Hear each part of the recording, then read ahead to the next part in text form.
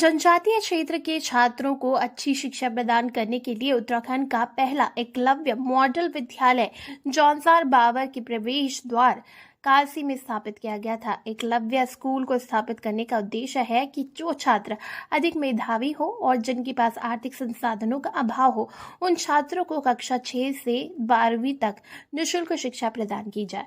ये विद्यालय केंद्र सरकार और प्रदेश सरकार के सहयोग से संचालित होता है, परंतु विद्यालय का जो आंतरिक ढांचा है उसको बहुत ही व्यवस्थित और उच्च आदर्शों को स्थापित करने वाला बनाया गया है। यहाँ के छात्र NIT, IIT, विश्वविद्यालय दिल्ली आदि शिक्षण संस्थानों में अध्ययन कर रहे हैं। विद्यालय का वार्षिक रिजल्ट 100% रहता है। खास बात यह है कि विद्यालय के अंदर जनजातीय क्षेत्र में उपयोग करने वाली वस्तुओं का संग्रहालय बनाया गया है, जो विद्यालय में आने वाले अभिभावकों और दर्शकों के आकर्षण का केंद्र है, जिसमें लगभग 400 से ज्यादा दैनिक उपयोग वाली विभिन्न वस्तुओं को संग्रहित करके रखा गया।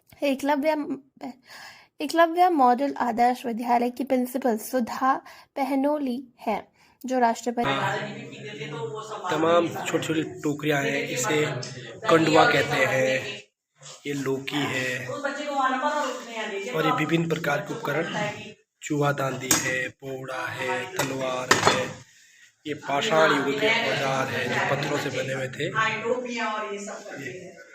ये कांगवे है जिसे महिलाएं उसमें लगाती थी। और ये देखिए, यह अनाज नापने का एक यंत्र है। ये पार्टी यहाँ रखी है ना, ये देखिए, सूपो मैंने भी इसमें पढ़ाई मिट्टी से किताबें नहीं होती थी, और ये बताते हमारे पिताजी वगैरह कि जब इसका याद हो जाता था, रटने का होता था, तब मिटाते थे। पूरी क्लास किताब है ही नहीं ना, मास्टर जी। ये है तंबाकू पीने का, इसे टोप बोलते हैं। ये बहुत आपने पहचान लिया, ये वहाँ की बच्ची का होशियारी है उसका। ये है कठिया, सुराई, नयारी, ये नमक वगैरह रखने के पड़ते, दही रखने के लिए, काशी पुरानी चिमनियाँ, लाल थे तो बच्चे फिर वैसे भी ले आए अपने वो करने के लिए। ये सारी ये देखिए, ये तख्ती है, जब हम दूसरी और तीसरी में पढ़ते थे तब तख्ती।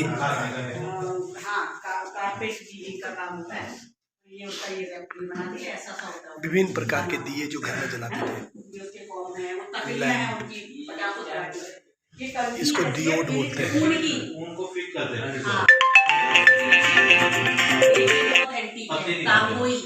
भारत जी बताएंगे। हाँ जी, तांगोई। हाँ, तांगोई, ये चीजें बहुत कम होती थी। पहली बार देखी, ये बरसाती नदी क्रॉस करने। हाँ, उसमें रस्से पे टांगी जाती थी। आप बताओ। हाँ। ये सिंगल देखो, लकड़ी का एक पीस है, कितना मजबूत होगा। और नक्काशी देखिए और सब देखिए। इधर से जाते थे, ये रास्ते पे फिसल करके आगे जाती थी। हाँ, तांगोई मतलब लटक जाते थे इस पे। अच्छा,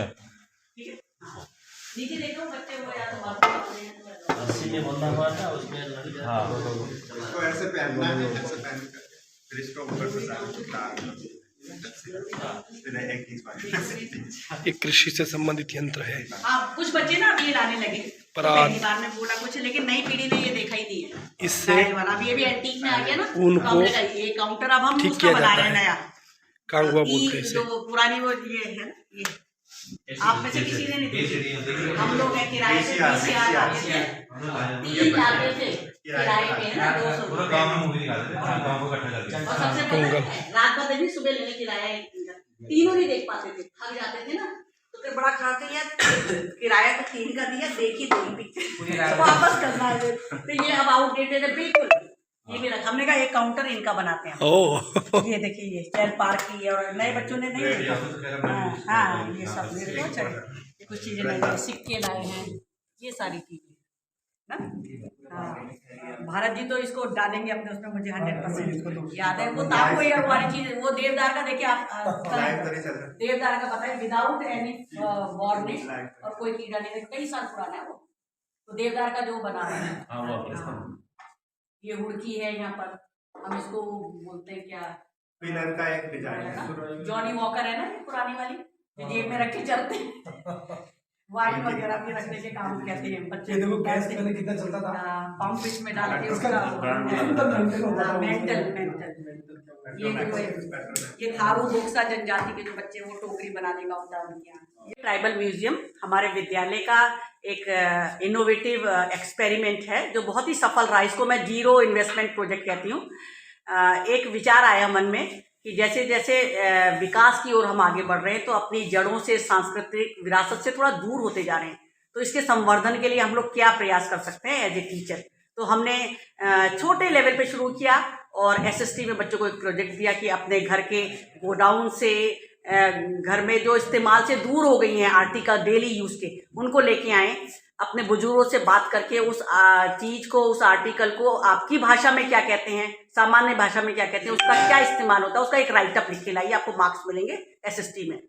तो धीरे धीरे ये शुरू हुआ। पहली बार में बच्चों को समझ में नहीं आया, लेकिन जब उन्हें इसकी वैल्यू पता चली, बाहर के जितने गेस्ट आते थे वो बहुत अप्रिशिएट करते, बच्चे का नाम उसमें लिखा हुआ है।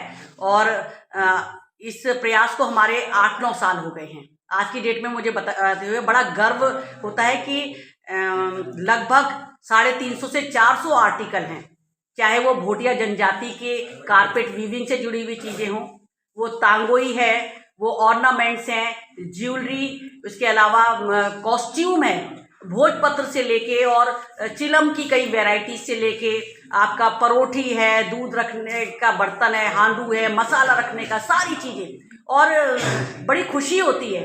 और हमारा ये प्रयास काफ़ी हद तक सफल रहा। जितने भी हमारे विजिटर्स यहाँ पर आते हैं, मुंडा जी से लेके और मुख्यमंत्री जी से लेके, सब ने इसको बड़ा अप्रिशिएट किया है। और कई बार ये भी हमें देखने में आया कि पुरानी चीज़ों को देख के एक नॉस्टैल्जिक फीलिंग जिसे कहते हैं ना, कि गला भराना, अपनी पुरानी बचपन में चले जाना और अपनी यादों से जुड़ना, ये वहाँ पर लगता है कि हमारे इस प्रयास की सफलता है।